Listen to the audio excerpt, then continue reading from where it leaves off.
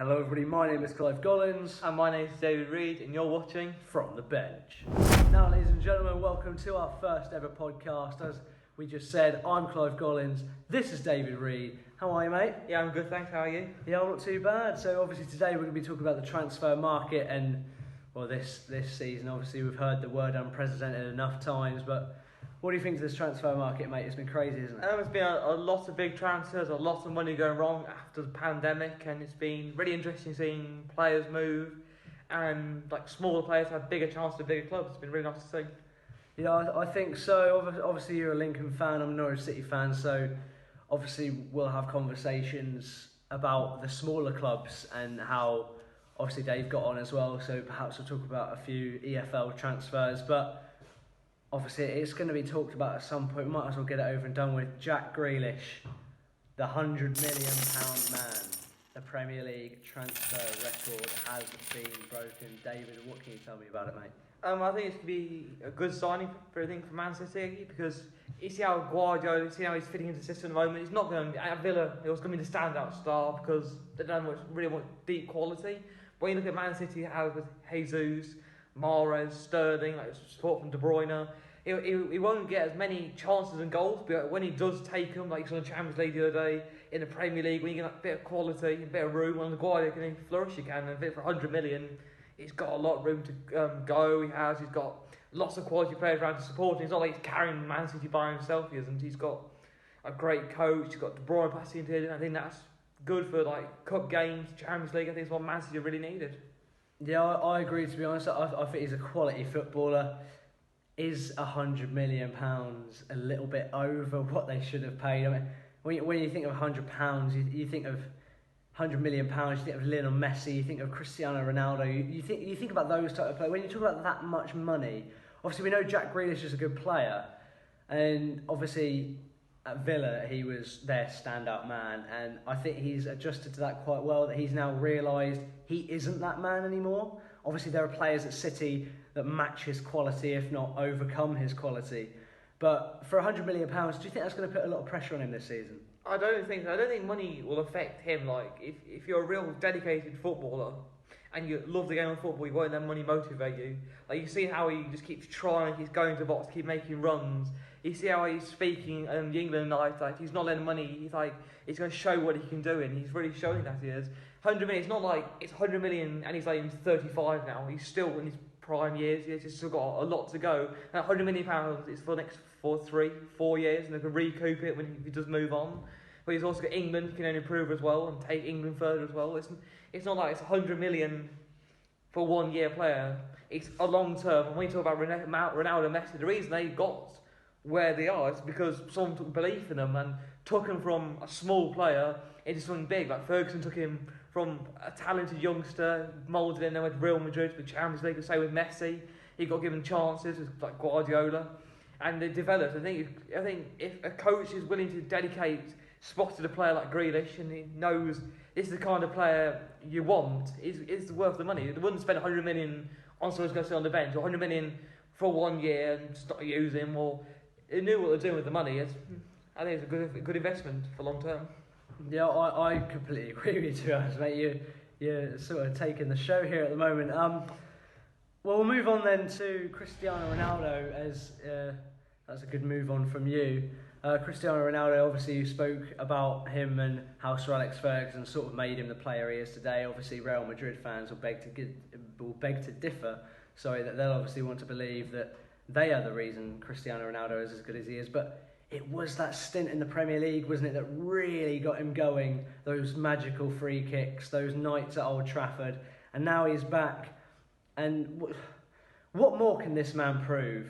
That I'm going to say it now, my personal opinion is Cristiano Ronaldo is the GOAT. He is. He's done it in every league he's played in without fail. He's back in the Premier League and he's already scored 2 goals. One of them being a tap-in. I know it's against Newcastle, but it's against different opposition than he would have faced last time, and he's already delivering. Yeah, I can agree, but I would say it's Newcastle. It's not like Newcastle are a National League team. They're still a Premier League team. They haven't got a lot. Freddie Woodman is a young goalkeeper, and when you face him quality like Ronaldo, you saw what he does to like even higher, like to Neuer, to like Buffon, goalkeepers like that, and I think for the money they've got for him, like he's going to do well. Like you said as a go, the reason you compare Messi and Ronaldo, they're sort of similar but different. Like Ronaldo, you give him the ball and the ball is his. He's not going to really pass to you or anything like that. But you give it to Messi, you know it's me quick passes and a cut in and give more assists. But with Ronaldo, you've seen how against Newcastle he was drifting out wide. He was getting the ball and like, bringing more players into the game. I think that's what United needed. Like with Cavani, he's more like a focal point. With Ronaldo, he's more like drop deep, go with the ball, run with it, and have create more. Bring like Sancho into the game when Rashford's back fit. I think he'll create a lot more goals. And against young boys, if he was given more of a chance, I think he could have dragged them out. You saw games all the times he's dragged Real Madrid out of dire situations. I think, and Man United might do that as well. Is he the man to get Ole Gunnar Solskjaer a trophy? What do you think? Because as you just said, he got Real Madrid out of sticky situations, and I think he's going to be that player that's going to do that for Manchester United this year.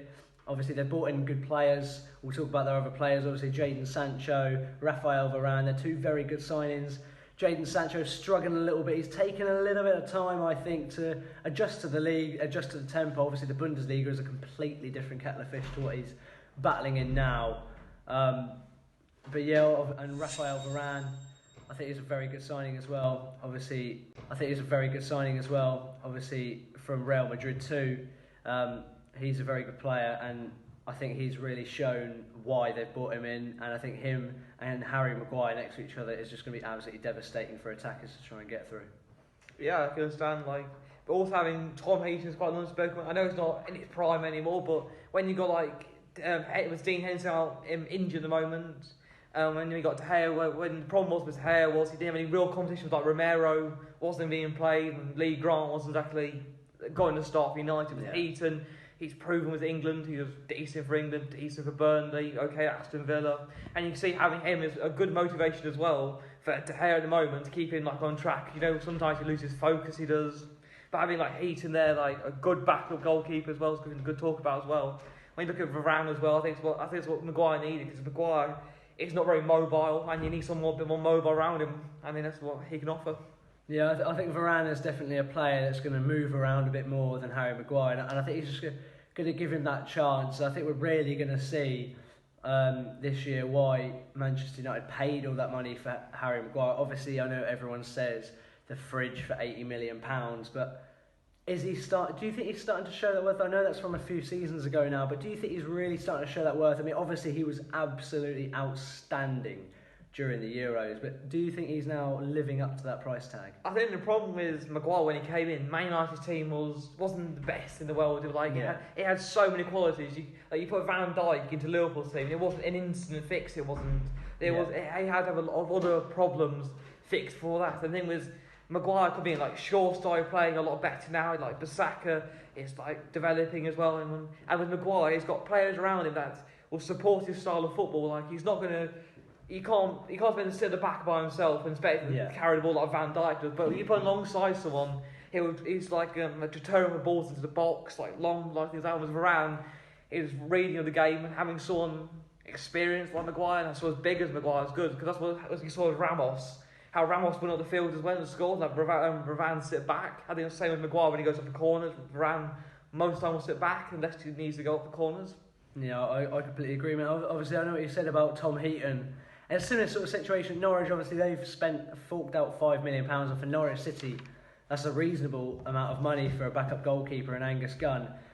But Tim Krul, since he's been at the club, he hasn't really had a goalkeeper that's going to rival him like that.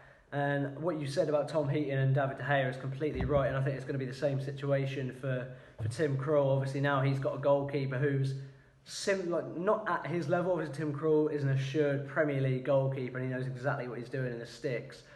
But I feel like Angus Gunn is that goalkeeper to perhaps take Tim Krul even just a minor level above what he is now.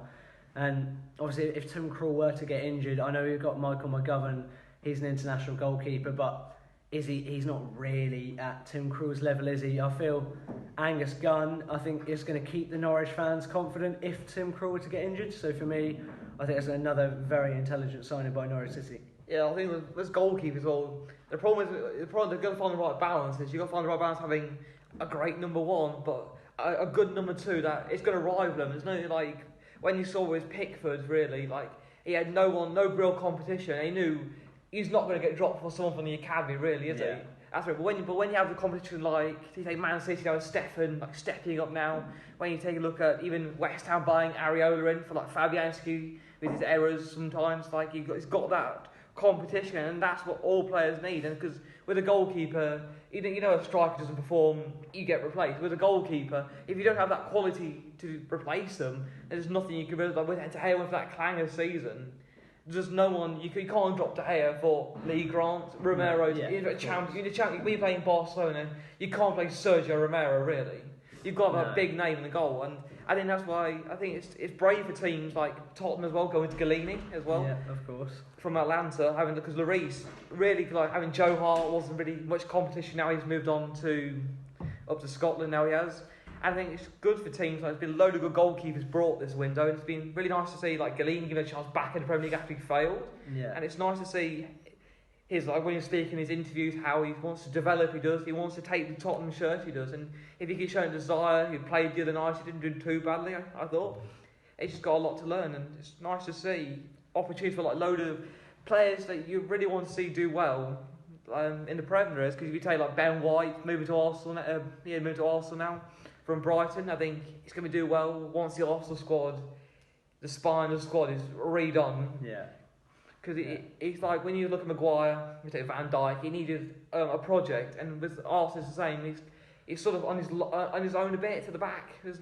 It's sparks of quality for like Tierney, and it could, with the right players, Ben White for Arsenal will be brilliant with like Ramsdale in goal as well. Yeah, see, I was just making faces at the camera there because Ben White is a difficult talking point because he's not a £50 million defender in my personal opinion. He just isn't. There were better options for Arsenal. There were better ways for them to spend their money. Obviously, they spent it on Ben White. He's a good defender, but when he comes up against a player like Lukaku, someone bigger, and we've seen it so far this season, he gets beaten way, way too easily. For the price tag he's at, he cannot be getting beaten that easily. He got beaten a few times by us, by Norwich City. We gave him a few problems here and there. Kenny McLean won a header against him, and it just went over the bar. Obviously, Norwich lost that game to an unfortunate goal, to be honest. But yeah, but Ben White, it's a smart signing, but if it was done differently financially, it would have been a smart signing, to be honest. If he came in, let's say perhaps £35 million. What do you think? I was saying, but which you're saying now, is the players in front of him giving Ben White enough support? That's the thing. Because you look at Arsenal's midfield as well, it's most of the time it's Ben White 1v1, and most of the time, if you're not getting that coverage from the midfield or from the other centre-back partner, of course you'll be beaten a lot. There's nothing Ben White can do. Ben White's been put into those positions, so he's really as a scapegoat at the moment. When you look at the midfield of Arsenal, there's not really many defensive players, and the players who are defensive aren't covering the gaps, and Ben White's stuck on most of the time. 1v1 he is, or against a low opposition to better them. And if he had a quality DM in front of him, I think it'd be a lot better than £50 million. I know it's a lot, but he's young. He's got a lot to develop. It's moved from Brighton. He has. It's not like he's moved from a top 6 club. Yeah. He's moved from Brighton. He's got Premier League experience, and with more quality players around Arsenal, if Arsenal start developing into a quality team, you'll look better. Like Norwich, of course, going to pick him apart if he's 1v1 and gets more stronger than him. But if he has that defender in front, a CDM in front, it gives him a block, like you can't go through them, you've got to go around them. I think it'll look better, Will. So then does that become a Mikel Arteta issue? And obviously, I'm sure we'll have a podcast at some point where we talk about all the managers in the Premier League and in English football. But yeah, we'll move on now to Norwich City and Lincoln. Now, obviously, you're a Lincoln City fan. I'm a Norwich City fan. So if you want me to go on to the Lincoln transfers first, and then we'll move swiftly over to Norwich. Obviously, we spoke about Norwich a little bit.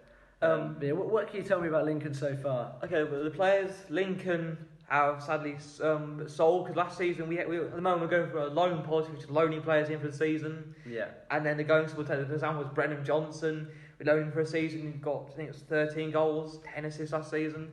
We had Morgan Rogers went back, Callum Morton as well. We've also sold Tio and Joma back to Blackburn for 522,000. We've loaned Max Melbourne out to Stevenage. We have sadly Harry Anderson's contract ended, and Michael Appleton didn't want to extend it, and Harry Anderson didn't want to stay there much longer, so he's gone to Bristol with Joey Bars now. Ethan Ross has moved on to Stockport after having a disappointing last season. He was put on loan to the National League, he was. Theo Archibald's on loan at Leeds Orient. He hasn't really done much at Lincoln, he hasn't. George Grant is a really sad one for Lincoln, he has, because he was such a standout star last season. Yeah. And once he did his hamstring, we really missed him in the last push of last season. We sold him to Peterborough for an underclose fee. Same with Zach El Zazui. Yeah. We sold him in January, loaned him out because we hadn't had the funds, so we had to get rid of him. So he's gone to AIK in Sweden now, he has. And also James Jones has gone for an underclose fee to Wrexham. Yeah. But some positive players, we brought in Chris Maguire on a free from Sunderland. Hakeem Adelukman from Bristol City for a free. We've got Jamie Robinson, the left back from Dundee, which was he looks really good with him and Bramall.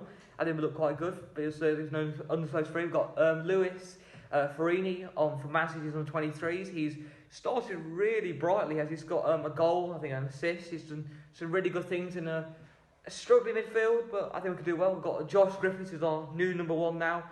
Well, he's got strong competition from our academy graduate Sam Long. So we've got Griffiths from West Brom on 23s. We've got Teddy Bishop as well on a free from Ipswich.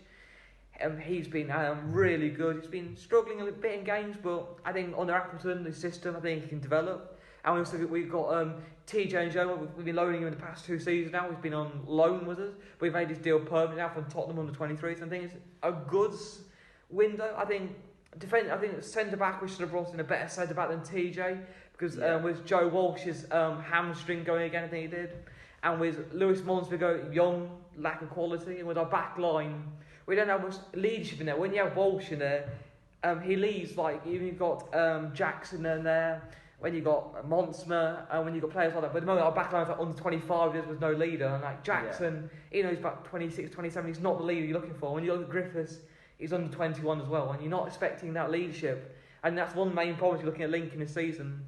Because we scored over 100 goals that season, but we conceded over 50, and that was the main problem was. It sounds like a similar issue that Norwich City had when they first got promoted back to the Premier League in 2018-19 season. And I'm pretty sure, I think it was, we scored like, 100 goals pretty much. But we conceded up near the 50 mark, and obviously when we went up to the Premier League, that punished us. Obviously, last season, I'm pretty sure we only, 27 goals we conceded, so we basically half the amount of goals that we conceded last season, and I think that is going to bring us some success. Obviously, Michael Appleton, I know you're not a huge fan of him, but he did bring you some success, and the loan thing did sort of work last season, didn't it? It sort of did, but the problem was, when you saw against Blackpool, most of the players didn't care really. You saw the lack of effort, because they knew if they got injured, the chance of them being picked the season. And the problem with loan players, when we take someone like TJ going back to Tottenham, you take someone like Brenham as well. He was such a big key part of Lincoln, he was, and I don't know, when he goes, it's a big part, and we're trying to find players to match that. They're trying to squeeze into that. It's like, much like Norwich with Oliver Skipp when he left. Obviously, there's a big gap in there. We saw that for the first few games of the season. Norwich have now brought in Matthias Norman, and obviously, hopefully, he's going to fill that gap for us. But again, that's another loan player. However, that is a loan to buy, and that's one thing I think Norwich have done well this season. A lot of our loan deals have buy options if we are to stay in the Premier League. Obviously, if we go down, we're going to be in a lot of trouble because there's going to be a lot of good players that leave the club. But yeah, like a similar situation with you guys and your loan players, and it's difficult for a fan not to get too attached to a loan player when they become really good and they become cemented into the squad, and all of a sudden halfway through the season they've played every game, and then you come to terms that you get towards August and it's like, oh, they're not going to be playing for us this season. Do you know what I mean? So I get what you're going through. Obviously, we went through that with Oliver Skipp, and we're going to go through that again this season. Brandon Williams, Billy Gilmore, those type of players. It's a difficult thing. But yeah, for me, what Michael Appleton done last year worked. It's sort of where we sort of did his football sort of lacked really identity. Did we've got really picked when. I think it was more team Carroll. When you look at before we faced Liverpool, I think it was in Carabao Cup, the FA Cup. Yeah. you saw it was the team carrying Appleton, not Appleton's tactics carried. When you saw Liverpool, it was literally 11 players on the pitch. Yeah. It was like a free-for-all, really. And you saw Liverpool just picked us apart really easy, did. And that's one of the problems. Like, we played Peterborough towards the end of last season, we did. We're playing a really attacking team, Lincoln are. We've got all our attacking players on the pitch, and we're winning 3-0. And you're thinking we can push on for another goal. And instead he brings on defensive players and try and cuts the game out in the 40th minute, he does. Well, 50th minute, try and cut the game out. It's like, parks the bus. And we really get punished, we do. Because there's a lot of added time. Like, most of the time, it's 6 minutes added time in League One there is. And most of the time, it's just some good bits. I can't argue with that. But sometimes, like, we started poorly this season. We won 5-1 the week against Cambridge. Then in the week, we've drawn 1-1. There's no consistency with the squad. Like, he takes someone like Scully. It's so good sometimes, but sometimes he's not good. And Appleton's formation, I think, against Oxford, we had no recognisable striker, and he had one of our strikers playing right winger. He had Scully on the left, and we had a centre mid up front who the only thing he created was penalty. It was, and that's the problem I have with him. He has no identity. He's not identifying the problems. But we can see there are lots of goals. I think with the money staying up, that we'll get a big marquee centre back to replace Joe Walsh, to someone that's got experience in League One or in the Championship that will get us up there for our academy to flourish. At the moment, we barely make any academy players come out of the academy, and I think that's the one problem. Like, you take Sam Long, you take Freddie Draper, they're the exceptions. We can't field a bench of youngsters because of the EFL rules, and it's harsh. But I get what you mean, but I feel like youngsters is the way to go. Now, obviously, Daniel Farker, he really, really enjoys giving youngsters a chance. You got this year, Omar Bamadeli, obviously he played against Arsenal. Yes, we lost 1-0, and yes, we didn't get any points out of it. But for him, a Premier League debut is such an important experience for a player like him. Adam Eder, another one, I know he missed a chance against Leicester, but there'll be other opportunities for him. Obviously, Norwich City have brought in young players as well. Billy Gilmore, Brandon Williams, Ozan Kabak's not an old strike defender. He's quite young as well. Obviously, last season he filled in for Virgil van Dijk, arguably one of the best, if not the best, centre-backs in the world right now. And he's done a decent job as well. So I think Norwich have been fairly smart. And I guess if you want to, we can swiftly move on to Norwich's transfer window. Unless have you got any more else to say about it? You see what Norwich have brought in, because I know you've lost some key players, but you have done well, I'll say. Yeah, obviously, it's going to come up at some point, isn't it? We'll have to talk about it. Emiliano Buendia, probably one of the best players I've ever seen, technically, wear a Norwich City shirt. He was magical, isn't he? 15 goals, and I think it was 12 assists for him last season in the Championship. £35 million, roughly. See, everyone's been arguing 33 to £35 million, up to 40 with add-ons. Do you think we sold him for enough? Or do you think we let Aston Villa get away with one there? I think the problem would have been with Buendia. He has no Premier experience, and we see when players come from the Championship, they either flourish or they really just terrible, really, or really slow. I think you had cash in Buendia now before his price tag really crashed to 10 million, 5 million, like a poor season, because Norwich aren't going to really crave much chance and score many goals like he did in the Championship. And then that's the problem with Villa. Good on them for bringing a load of quality players. It's done really well. Yeah, I mean, my thing is, I think I'm going to have to disagree with it. I think Norwich will create chances this season. I think that there's going to be a lot of them. It's just we've got to find that player that's going to be able to finish off those chances. So let's talk about the Leicester game. Obviously, brand new signing Milot Rashica. He came in from Werder Bremen. Obviously, they got relegated, so we got him at a cut price. Actually, Aston Villa were in for him last season, roughly about £25 million. I don't think an official deal went through, but there was definitely interest there. Obviously, Norwich managed to pull off that deal for, I think it was £9.5 million. So obviously, I think for a player of his calibre, that's a bit of a steal, to be honest. Obviously, the price was going to get cut anyway. Werder Bremen got relegated, so obviously that's going to cut his price. But I think against Leicester, we really started to see what Milot Rashica is all about and why we spent the £9.5 million. And Norwich aren't going to spend 12, 15, 25 million on players, like per player, because we just simply can't. We're not that football club that can do that. We don't. Half of the money that we probably earned from the championship, winning the championship, that 100 million you get for winning the trophy, probably went straight back into the football club, because we're a self-funding football club, so any money that comes into the club has to stay in the club. You can't just fork it out on players. Now, obviously, we have spent £50 million this transfer window, and we have opened a lot of people's eyes to Norwich City. We've got an American audience now with Josh Sargent. Obviously, we've got the Turkish audience with Ozan Kabak. And it's going to be really interesting this season, seeing a lot of new eyes, watching Norwich City, watching these players. Now, obviously, a lot of them we haven't seen, but going off on a bit of a tangent there, obviously, as I was saying, Milot Rashica, I thought we really started to see what he's capable of against Leicester, really started to open them up, created 4 or 5 really good chances, was cutting in from the left-hand side, sometimes from the right. Him and Cantwell were swapping quite a lot, I think, to try and confuse Leicester. And still to this day, I think that's the best performance we've had so far this season. Yeah, when you look at Leicester's transfer win as well, they brought so many quality players, such a going on team. Like they brought in Ryan Bertrand for free, Vestergaard for £20 million. They brought in new midfielders. It's just looking really strong. Like also having Danny Ward, having that striker in Daka as well, didn't they? Yeah, he played the other night against Napoli. They got so many good players. Like what Ryan Bertrand is going to be solid for Leicester. He's going to be. I think he's been a really good under the radar. He's not like a top left back, but he can be under Brendan Rodgers. When you got that, how Leicester play when they push up together, you can see how Bertrand's quality when he plays for Southampton. Yeah. And even with Vestergaard, he had a real good Euro. He's been really good. I think he was a good partner alongside him. You got like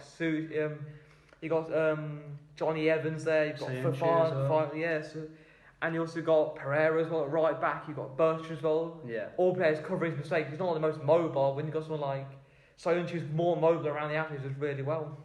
Yeah, I think Leicester are obviously a good team. Like I said, Norwich City played really well against Leicester and were unfortunate with a dodgy offside call, but we'll get into that at some point. I'm sure we'll have a podcast about VAR. We'll have our opinions about that at some point.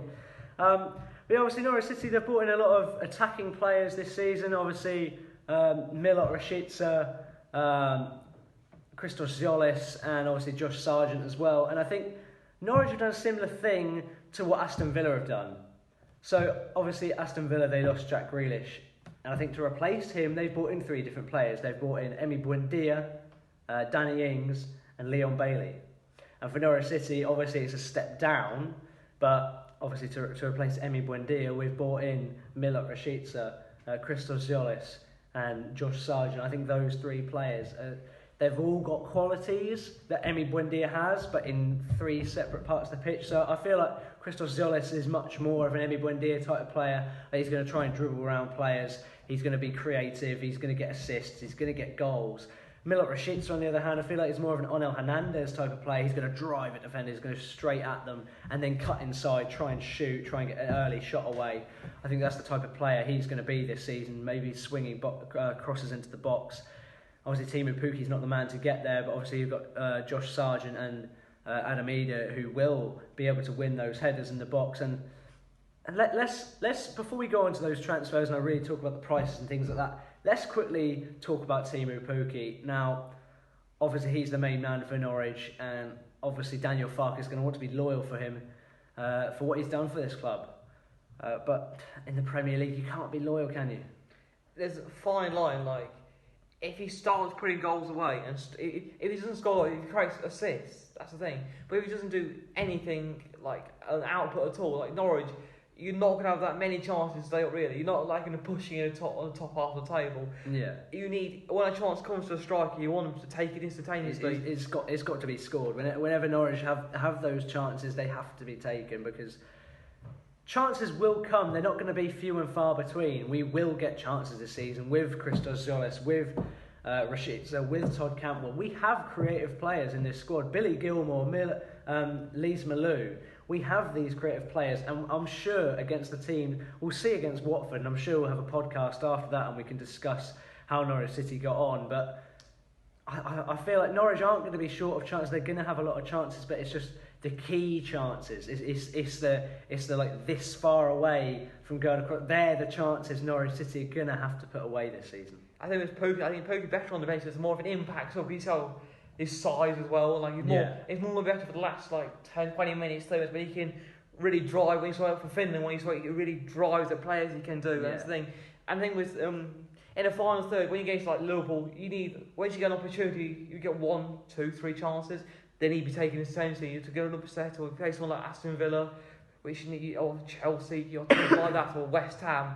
You need a striker who's confident. Yeah. You need a striker who's got players around him as well who can help create chances, and that's what you need to do. I think with Norwich as well, when it's losing Buendia, you've got players who, if you do sadly get relegated, will say we should at Norwich. It's not like you've brought in a £40 million signing. This is what I mean. Like what QPR did exactly. when they brought all this massive, then like Julio Cesar, players like that, got relegation and everyone went, and look where QPR now. That's what I mean. Norwich are, if I don't want to talk about it because I still think Norwich have a high chance of staying up. Obviously, we haven't seen the likes of Ozan Kabak, Matthias Norman, those defensive signings that came in on the second to last day of the transfer window. And I think when we see those players come in, and if they do make an impact and Norwich start to look a lot more solid, then are we going to be talking about, where are Norwich going to finish this season? It's not going to be in the relegation zone, that type of thing. But I think you're completely right in what you're saying. Obviously, Josh Sargent, I feel, is going to be that man. We spent £8.5 million for him, again from Werder Bremen. And when you're talking about players that are going to be helping him, obviously, he's got Milot Rashica from Werder Bremen as well. So you've got 2 players there that are going to be playing pretty much next to each other. Obviously, there's going to be good link up across the pitch. You've got the Greek partnership on the left-hand side, Christos Ziolis and Dimitri Giannoulis. Obviously, they both came from, is it PAOK or PAOK? Yeah, I think so. It's something like that. Yeah. Everyone knows what the badge looks like, but no one knows how to say it. Sorry to the Greece fans watching this. And I think he's going to be that player who's got support. He's going to have players around him, and he's quick. He's very fast. He looks quite nippy. He looks ready to get on the ball. He wants the ball at his feet as well. You can see that when he came on against Liverpool, he looked quite sharp on the opening day of the season. Obviously, when he came on against Leicester as well, he missed that chance. He was a little bit unlucky. The ball was a little bit behind and couldn't really do much to it.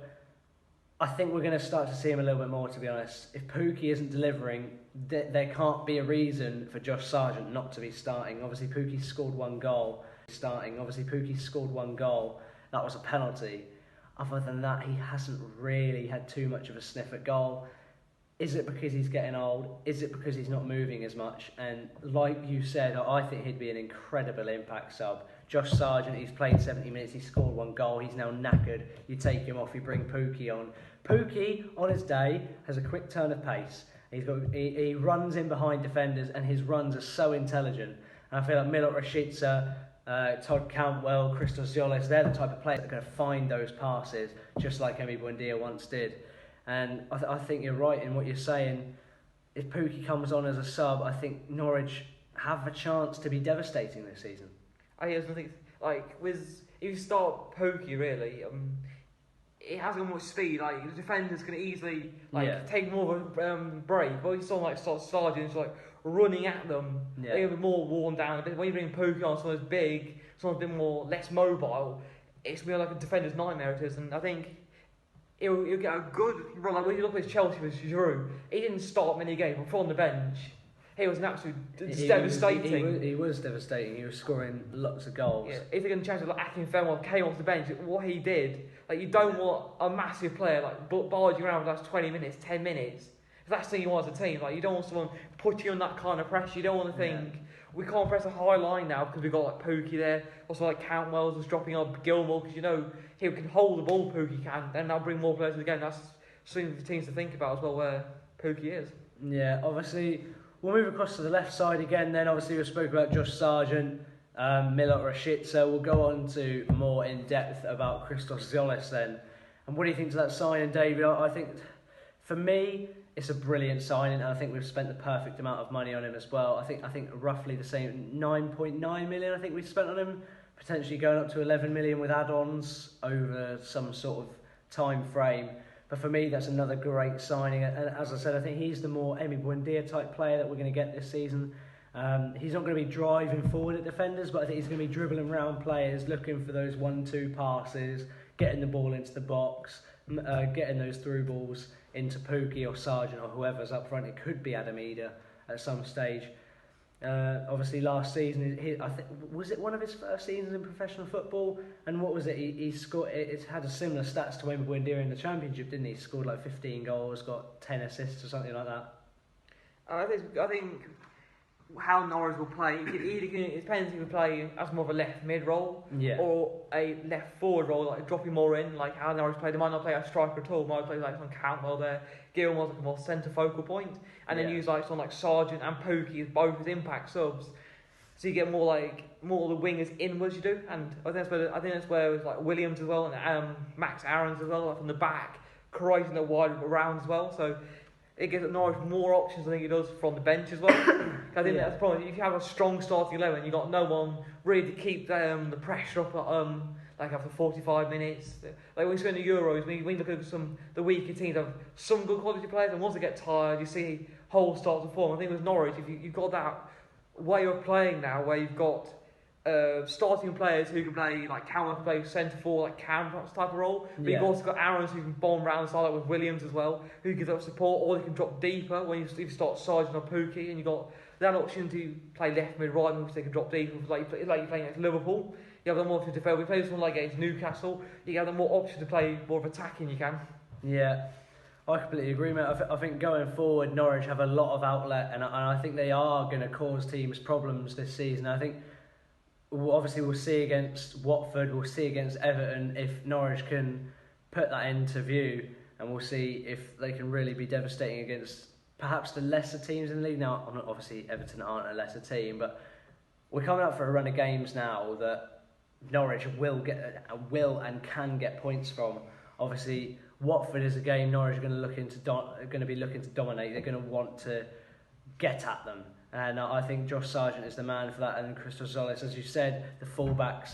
Norwich always ask a lot of their fullbacks, and I think Brandon Williams is such an intelligent signing in the end. At first, I was a bit like, and I think I'm not the only Norwich fan that thought this. I was humming and hawing whether, is it really a necessary loan? Could we have spent that somewhere else? Do you know what I mean? But I think where you've got a player like him, and then on the bench you've got a player of the calibre of Dimitris Giannoulis, who I think is a Premier League fullback. I think he's a brilliant fullback. Obviously, he played really well against Liverpool, had a great performance against them on his Premier League debut, and he's adjusted to the league really quickly. Struggled a little bit against Manchester City.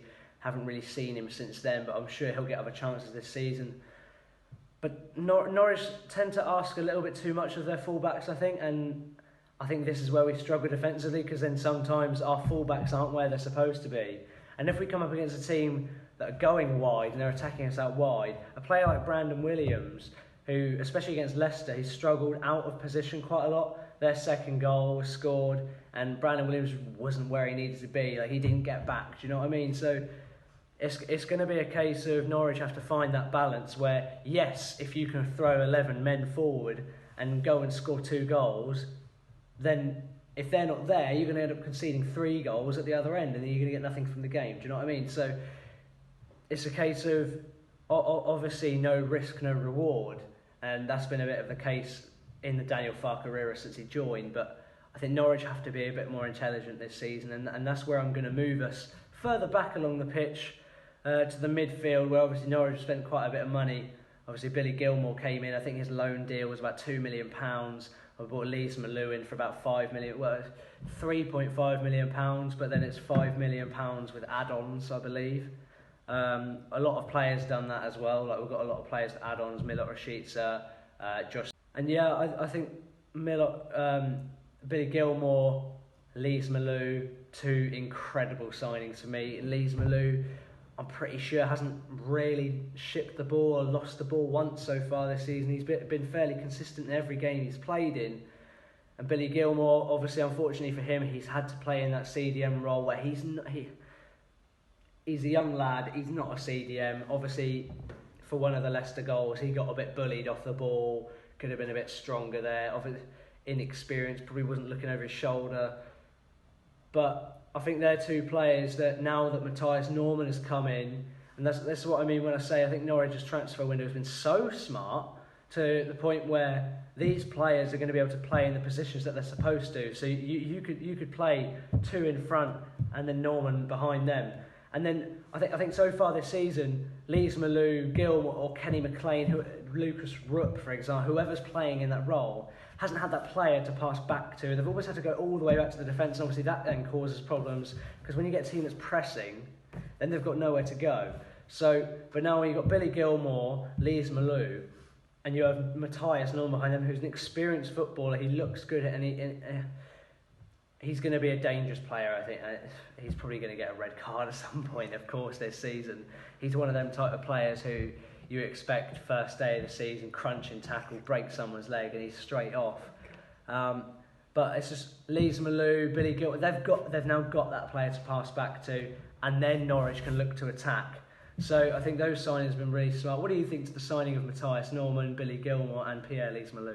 I think no question along with that. With how Norwich last time, and how you saw how Thomas Perez, do you think that team will stay fit? Is another question. You've got to ask Norwich as well. Of course. You lose Gilmore, you lose Hanley, you lose a defender. You bring players in, but it's not the quality. You've got a strong side 11, then you've got an okay side. When we look at Liverpool, how they struggled with injuries, and how Norwich last time with a few knocks, if you're strong in the Premier League, some players got more. At one stage, we only had one fit centre back in last time in the Premier League, and that was Ben Godfrey. He was the only centre back that stayed fit. I'm pretty sure we ended up getting a clean sheet from it, but if I remember rightly, I'm pretty sure Bournemouth away, and at the Vitality Stadium it was once called, and you had Alexander Tete and Ibrahim Amadou, two CDMs playing at the back. Somehow we managed to draw that game 0-0, but Norwich were in dire need of players, and I think now we've got those players. Andrew Omobamidele is such an exciting footballer, and it will not surprise me if this season he crawls his way into the starting 11. I don't think there's a chance, but if Norwich are losing key players and you've got key games coming, you must win. I think it's such a drag for Norwich would be. That's the problem. It's keeping the players fit. It's keeping the right players fit. It's keeping the squad rotated as well. So everyone gets chances. So when you get called upon, Kabak starts playing, when he's called upon to play, he's ready to go. It's not like he's got the same style 11 every week. Yeah. They get injured and then you chuck someone in, and they're not used to the squad. It's not used to the run of the game. How Norwich play is different from training to an actual match. Yeah. And that's the thing. The problem. If Norwich stay fit, I think with Gilmore playing DM, he can play in centre mid. He's so young, so talented. So exciting, isn't he? Him playing DM is not too bad, but if he has that strong counterpart with him, I think it'll really shine. I think you need Gilmore in the team, and try and think of a formation where you can get defensive work out of him. Also in the midfield as well, it's quite hard, but I think he will find a way, like he does for Scotland, how he did when he played for Chelsea. He got on the ball, he was really good. I think, as you just said, obviously you want to see him do a bit more defensive work, but I think everyone really wants to see Billy Gilmore go forward. And I think when you've got a player like an experienced player like Lees Malou, and you've got a strong player like Matthias Norman behind him, and then you've got Milot Rashica over here, you've got Eva Grant Hanley, Ben Gibson, Ozan Kabak, and Omobamidele behind him. He's got all these experienced players, not Omobamidele as such, but he's got all these experienced players around him. And those two other midfielders are going to be so important for even if at some point that's Kenny McLean. Now for me, Kenny McLean is a Premier League midfielder. I think he's a brilliant player. Wins his aerial duels, wins battles in the midfield. More often or not, when Norwich win the ball in the midfield, it's that man, Kenny McLean, the mayor of Norwich, as some would call him. Obviously, he stole the mayor's hat when we last got promoted. But yeah, we'll move back a little bit more. Matthias Norman, I think that's a great signing. Obviously, not a deadline day signing, but a second, I remember staying up and all of a sudden this notification come through on my phone. Norwich City have signed Matthias Norman on loan with an option to buy. And for me, that's just the signing we needed. That was the icing on the cake of this transfer window. What do you think? I think it was good. I think it's good signings. When you think about Watford, they got all their deals done at the start of the window. They did, and I think Sissoko was the only one that brought in later on. That was Norwich. I think they brought in a good time. Most of the players sort of gelled together. Yeah. When you look at my team, Lincoln, we brought players dribs and drabs. We did pre-season. We had most of our signings there. We did, and most of them are injured, and most of them are still injured, and haven't really played together. They haven't. I think that's what Lincoln is struggling with. But with Norwich, they've been there a good time. You brought You haven't had to buy as many players this time. I think you Yeah. lost Ben Deer, but you brought in good players. You haven't had to buy like over 4 players. You haven't really, and you've had a lot of teams gelled more. They have. Yeah, I completely agree, mate. Obviously they're starting to gel. Obviously we haven't seen Matthias Norman yet. We haven't seen Ozan Kabak. I think Brandon Williams has settled into the squad really well. He's played 2 games now. Obviously Leicester, he struggled a bit defensively, as I said, out of position. But is that Daniel Farker asking too much of his fullbacks? I'm not sure. However, Max Aaron seems to be able to deal with the workload. As he's had that since he joined, since he came through and made his debut at Portman Road when Norwich City drew 1-1. I'm pretty sure it was Maurice Lightning that scored. And obviously he's one that Norwich have let go of this summer, and I'm a little bit disappointed with that. Obviously, before we go into the defence, because that's a very, very interesting debate, and I'm sure I'll have it with some Norwich fan at some point. It's a great debate to have. Norwich City's centre-backs are such a headache, but we'll go into that in a minute. Onel Hernandez, Jordan Hugill, these players have gone out on loan. What do you think? What do you think to Onel Hernandez going out to Middlesbrough? Obviously, he scored the other night. I think it'd be good. I think it's good if you're not going to use the player and you still want him around. You still want to get money on him, like loaning him out to give off the wage bill, which is key. It wasn't. If he wants to play football, you can't stop him playing football. It's not like he's going to stay at the club to just do lay cones down in training, or if you get 2 injuries to defenders or something like that, he's going to play. It's like in the Championship, he's guaranteed minutes. He's guaranteed the chance to show what he can do as a footballer. Yeah. And if there's any player that it takes a lot to give up being in the Premier League to go back to the Championship with a team that's not really going to do much. Yeah. And he's showing what he can do. He's carrying a team here. So he's trying to be the leader he is. And it's great for a footballer to do that. It's say, giving up the money to go to someone like, you say, like Troy Deeney as well, like going from Watford. And he's almost gone. He's had a quiz well with half. He's got to give up half his wage. He's gone to Birmingham. Yeah, he's already scored a penalty as well. Obviously, I think they lost 4-1, but everyone was happy that Troy Deeney scored. But he's been so good. Once he gets fit, he's such an underrated striker in the Championship. He is a brilliant player. I think he's going to rip up the Championship this season. I think Onel Hernandez is going to do the exact same thing. I think he's such a good footballer. And there's an absolutely outstanding winger in there. Such a dangerous player.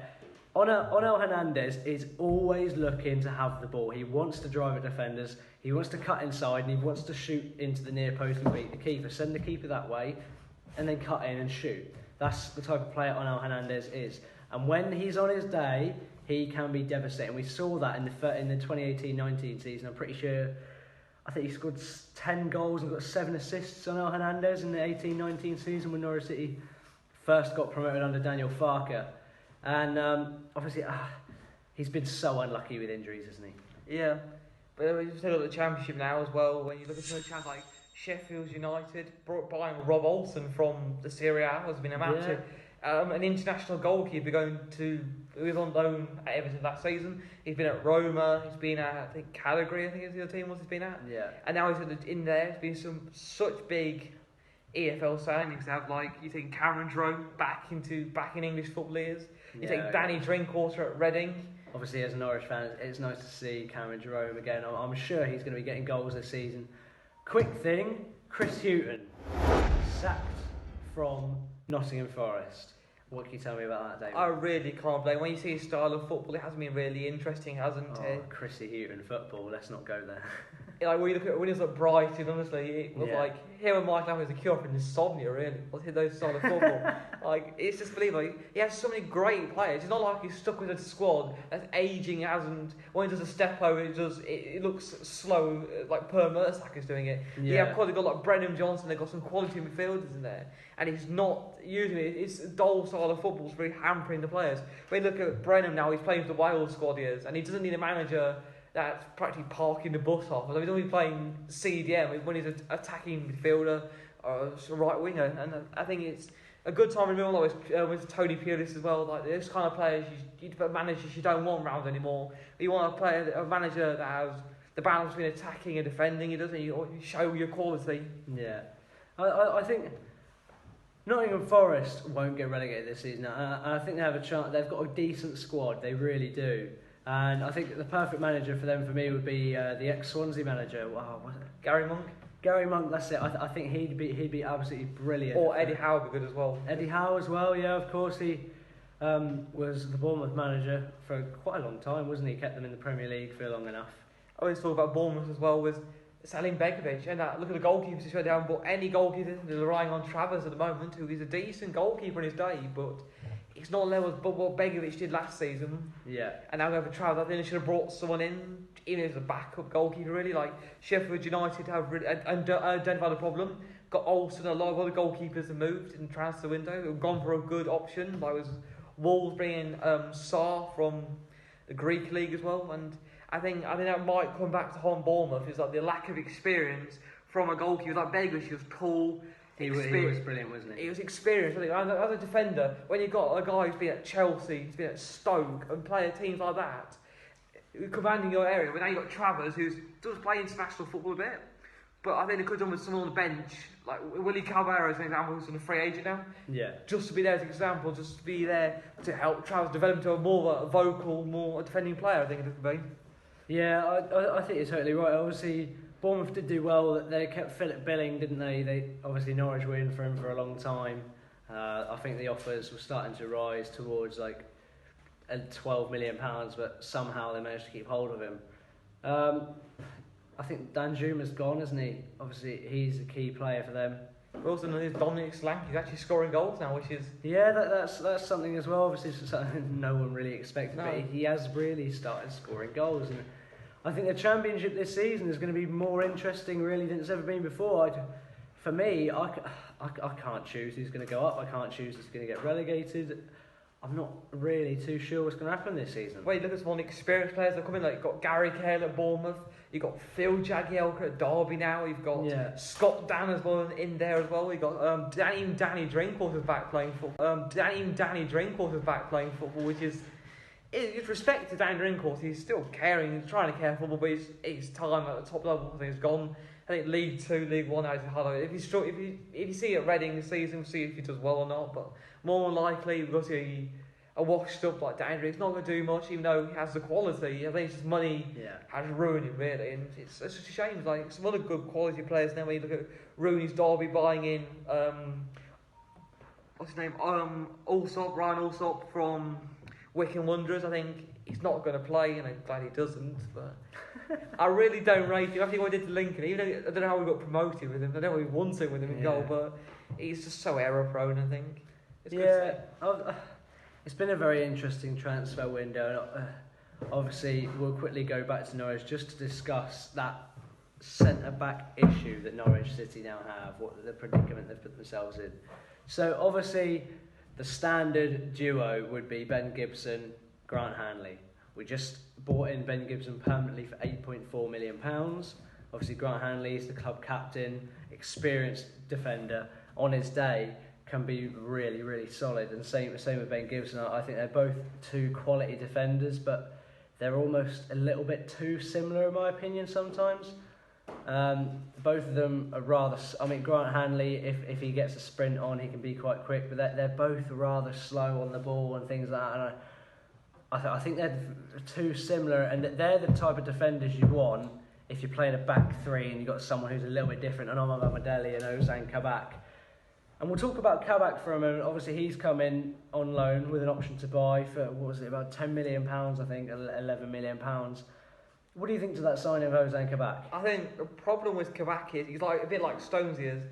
He's error prone, and he's like known to just win the Euros. Like sometimes he was okay, sometimes he's good, and he has like moments of sparks of he can be good, but most of the time it's like concentration issues. It's just being round. He needs strong players around him, and I think if Norwich can't give him the strong players around the outside of him, he won't be good in a back four, but in a back five, you put him in the middle centre back, handy on the left. Yeah, I think it'd be good because then if he makes a mistake or do like David Luiz role, it's like DM he could do as well, which will give a lot more freedom up front. We can play a back four with Hanley, Gibson, then Kabak in front of them, which will give more free movement up from corners and more attacking output from Norwich would. Yeah, so that's another option as well. Yeah, obviously they've got Omar Bamadeli as well. Obviously he's been really impressive for Ireland. Obviously everyone's ranting and raving about him at the moment. He got chucked into the squad against Arsenal, and for me, I thought he had a really, really good Premier League debut. Obviously, it's not easy for a young lad to come in on the big stage like that, especially at a stadium like the Emirates. I know it's not the loudest stadium in the league. Sorry, Arsenal fans, but it is just a fact. It isn't a loud stadium, unfortunately. But I thought he done really well, and it won't surprise me if he starts against Watford, and eventually throughout the season, Daniel Farke, you could end up looking at an Ozan Kabak and Jerome Daily link-up. I think it'd be interesting with those, but I think Kabak's more suited for the DM role, really, because he's got a lot of speed he has. But like we always saw with David Luiz, he was always prone to an error. Yeah. And when for a defender, for Norwich, they can't concede errors. We can't afford to have those defensive errors. But you have Kabak, and then you have like Hanley behind him, who's going to, if the ball goes through, Hanley's there to cut it out, or Gibson's there to cut it out, and then that's how it should work. And it's going to be interesting, like Norwich's centre-back parties, because it's good if you can rotate them to keep them fit, because you've got competitions as well. And also the league, if someone goes in for a rash tackle, or the hamstring goes something like that, or it's tiredness, really, you've got someone to rotate. You're not playing the same two centre-backs for 40 games in the season. Exactly, which is what we were doing last time in the 2019-20 season. Now, David, we're going to move on to PSG, but before we do that, obviously after we've had this conversation, Lincoln's transfer window, Norwich City's transfer window, let's get a league position finish. Where are Lincoln finishing this season? I still feel hopeful we can get into, like, I think 6th or 5th. I think if we start putting good performances together, like Scully, on his day, he scored 15 goals last season, and like if Tom Hopper starts finding his shooting boots, like Chris Maguire as well. Yeah. You look at players like that. You look at our midfield as well. When you got, but most of the time we play mostly defensive midfield, and that's the problem. Not Scully has to drop deeper, he does, and so does like Hopper. And we have to have gone a lot further as it. But if we play more attacking, if we put Bishop in there, or we can play a more high line against. We've scored 5 against Cambridge, because we had a lot more of that attacking output. We did because even defensive midfielders actually started attacking again, which is good. And I think we can get 5th if Tom Hopper starts scoring and Lookman starts scoring. If Maguire starts chipping in, because at the moment, a guy from Southampton. He's just a guy at a barn door. It's really struggled, he has, and I think that's the problem. Yeah. It's like Tom Hopper went out with his hamstring, I think he did, always pulled muscle, he did. And we really struggled with injuries. Like, literally, we had 11 injuries so far this season, and for a club like Lincoln, you lose 11 players. It's not like we've got the quality to support them. Like, to support those players that get injured or anything. Yeah, like, it was on midfield as well. We're losing Teddy Bishop at the weekend. We haven't got Teddy Bishop due to illness we have, and he's going to be missed on the benches. Like, Joe Walsh is not going to come back until October, November time, and the problem is when we wasn't there last season, we kept 11 clean sheets winning the team, and we only kept 2 clean sheets when he wasn't, and we played about 20 games then we did, and that's the problem. We're not keeping goals out, and Griffiths, he's been at fault for most of the goals, and I think we can get 5th or 6th if we pull the right direction. We keep 5th, get Joe Walsh back in the team, but if we don't get, it's like he can get more players, like 12, 13 injuries. I think it's like 15, 16 on relegation zone. Because that's where we've been the most of the season. It's been the relegation zone because of the injuries, the quality. Mike Apple's tactics really been a problem, and I can't see Lincoln digging himself out. I mean, we dug it out, so I don't know how that is because the league wasn't that good. With more quality teams, more quality players, we're going to really struggle. Yeah, obviously, I think each league is going up a level per season, isn't it? The transfer window obviously shakes things up every season. Like the Championship, I think it's probably at a level above what it was last year, and I think Norwich would obviously still win the league. But I think this is one of the best Norwich squads to ever have a chance in the Premier League. To be honest, I think if Norwich are going to stay up, it's going to be this season, and I've got Norwich tipped to finish 15th. I think by Christmas we'll really start to see if this team is capable of what the fans think it's capable, what some of the neutrals think it's capable of. Now, obviously, you've got the people at TalkSport who think Norwich are a waste of space in the Premier League, and they come up and they go down just to earn money, and it's not like that at all. Norwich are one of these clubs, and Daniel Farke and Stuart Webber have done so well to pull us out of the rut we were in. We don't have the financial capabilities to spend 15, 25 million pounds on a singular player. Delia Smith is our owner. We can't do that. We're a self-funding. I'm pretty sure we're the only self-funding club in the Premier League, and we simply can't spend that type of money on these players. So what I think we've done this season with the loans, with the loan to buy options, with the add-ons, I think is so smart, because some of that can go into next season's budget. And I think Norwich really have a chance of staying up this season. Obviously, we'll see Matthias, Norman, Ozan, Kabak, Omabama, Daly. We'll see these defensive players get their chance in the division. And for me, every game so far this season, Norwich City, other than the Manchester City game, it's Man City at the Etihad. Even though Pep Guardiola was asking for fans to go to the next game. Who wants to see that, really? I think no one turns up anyway. So. Exactly. So, but yeah, I think every game this season, I don't know if you've noticed this, whether it's by the scoreline, whether you've watched any of the games, I think each game Norwich City have come leaps and bounds, and I think each player has come leaps and bounds. Obviously, Brandon Williams really struggled against Leicester, obviously partly at fault for both of the goals, tried to play backwards, didn't work, obviously conceded there, out of position potentially for the second goal. But against Arsenal, he was our man of the match, and he had an absolutely outstanding performance and didn't really let anything come through that left-hand side. Obviously, Milot Rashica is another one. I thought against Liverpool, towards the 75th minute, he started to twist and turn around Tsimikas a little bit and start to cause him problems. The only player really that was causing City any problems at all, if there were any. And against Leicester, he really shined. So I think we're starting to see these players, obviously most of them have never played on Premier League or even English soil before, so it's going to take time, and obviously you can only use that excuse for so long. As I said, Watford is such a crucial game for us this season, because it comes to the point when you can't say, if Norwich go and lose to Watford 2-1, and then you get the fans in the comment section, they go, oh, but it was a good performance. That doesn't matter.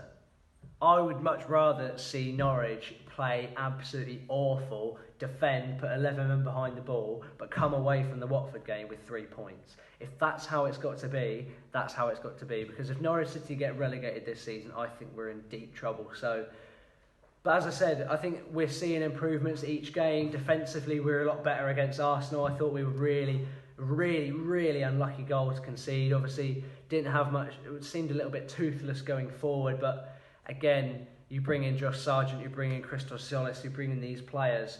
Obviously, the lineup wasn't really up to scratch. You had Kieran Dowell, Lucas Rupp in there, and to the Lucas Rupp Appreciation Society, there's nothing against him. I think he's a brilliant footballer. Rapinoe is a great player, but he's just not Billy Gilmore. He's not Leeds Malou. Do you know what I mean? He's not that player. Obviously, they all had international football, and I'm sure we'll see most of them come back against Watford. I think the lineup will look very different to what it was. But yeah, I think towards Christmas, we're really going to start to see the team will be more gelled. That excuse of, oh, these players never play, will wear off very quickly after the Watford game. I think if Norwich pick up 3 points, and say if we go and smack Watford 3-0 or make it look easy, then we've got Everton. We have to go and get a result there as well. And all of a sudden, you're up and out of the relegation zone. So this early on, people saying Norwich getting relegated this, Norwich getting relegated. I think it's ridiculous to say anyone's getting relegated at the moment, because you just don't know. Norwich are at the bottom of the league. They've got new players. The transfer window's just ended. There's a lot of time to see an improvement, and I'm sure we will. And for me, Norwich City are going to finish 15th. That's a good prediction as well. Obviously, we'll move very quickly on just to PSG. We'll talk about it for about 5 minutes, and then I guess it's gone over an hour. We better close out the first podcast episode. Yeah, it's been too bad, is it? So, David, what can you tell me about PSG's literal FIFA career mode transfer window? I think it's been really good. Navas is getting old now, so they brought in Gigi Donnarumma from AC on a free. They brought Ronaldo on a free. Ramos. I think they signed Danilo Pereira on a permanent deal. And I think they brought Mendes in as well. They brought Hakimi. They brought Messi in now. They brought a load of quality players that they needed, really, because the squad has lacked a bit of leadership, a bit of depth. It has, when you look at right back, it's been Forenzi, it has been, in the past it's been Mounier.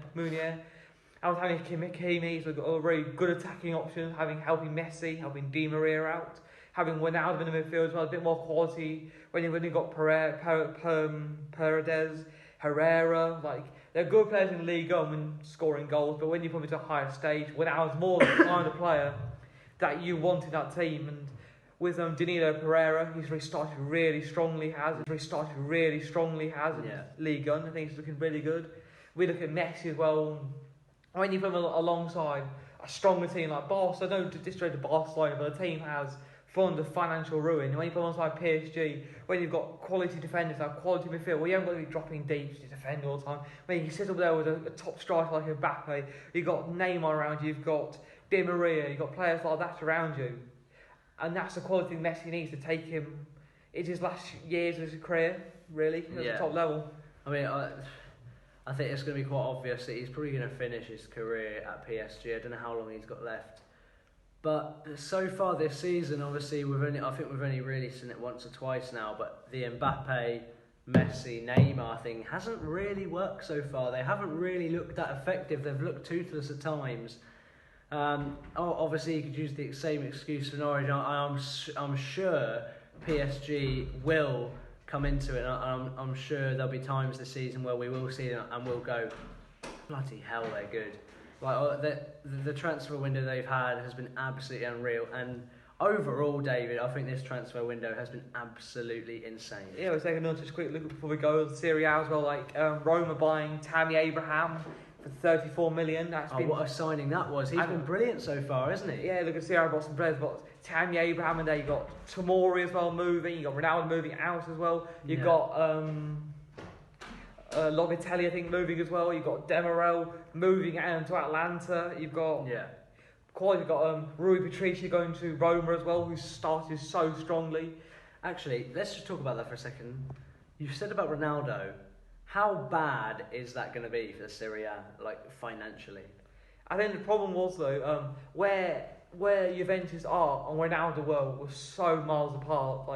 When you go to the back line, it's not like you look at the whole team of Juventus. Like you look at Szczesny in a moment, he's made 3-4 errors so far this campaign, which have led to goals. You look at Bonucci's aging now, Chiellini's aging, Sandro's not the player he was. You look at the midfield as well, like McKennie's been alright. You look at Dybala up from Morata, it's not the players that Ronaldo wants. You look at Man United, he's got Sancho, he's got Rashford, Juventus, he's got Kulievski, he's got Dybala and Morata. Who would you rather play with? And with Lukaku as well, leaving as well. I think the Serie A is going back at a stage because most it's definitely gone back a little bit with the players that it's lost, and I don't think it's obviously they've brought in some good players. I think Tammy Abraham's going to light it up a little bit. With got Giroud alongside Zlatan as well. When Zlatan's knees start working, we get to see a good best out of him. He also got a low goalkeeping situation by Mike Manan as well for AC Milan. Yeah, he looks solid. I think he's been he gets some harsh critics. He does because he's been playing in the league and it's not like much of a test. But now I've seen the Serie A to really test him. It will. You've got Buffon going back to Parma. He can be around till he can't walk. I think because he keeps saying he's going to retire. But look at him. It's the same with all these players, isn't it? Like Ronaldo. When on earth is he going to give up? He's going to be playing to these in his 50s. But I guess, David, obviously, we have gone a little bit over the time that we planned. But I think we've both really enjoyed it. This is a good experience for us. And if you are new and you are watching the first ever podcast of From the Bench, hopefully you like the name. And hopefully you enjoyed our entertaining little podcast here. There'll be more episodes along the way with an exclusive interview with an ex-professional footballer, an absolute legend. And we'll keep that for the next episode. But David, just before we go, give me an out of 10 rating for this transfer window. I think it's been a solid 10. There's been so much happening. 100%, mate. It's been from goalkeepers to attackers. There's been so much excitement. Normally it's a bit dull. There's one new sign, but not really much. I think it's a 10 because all the players have moved. In Kurt Zouma, West Ham making moves now. Strevner, Euro push as well. They've got a real chance there, haven't they, to push for Europe with that squad they've got now. Even Mark Noble's playing for them, and look at that. And it's nice to see when you've brought some players in from the Russian league, which is good to see. They're supporting a league like that. They're not buying Lingard from Man United because they know he's going to work. They're trying to develop players around him, and it's really, really good to see. I totally agree, mate. I'm going to give it a 10 as well. I think the transfer window overall, even for Lincoln and little old Norwich as well, I think it's been brilliant. But across the board, and I think it's been such a good transfer window just for football in general. Obviously, the Serie A have lost out a little bit, but I guess we're going to close out the podcast there. You've been watching From the Bench. My name's Clive Collins. And I'm David Reed. Thanks for watching.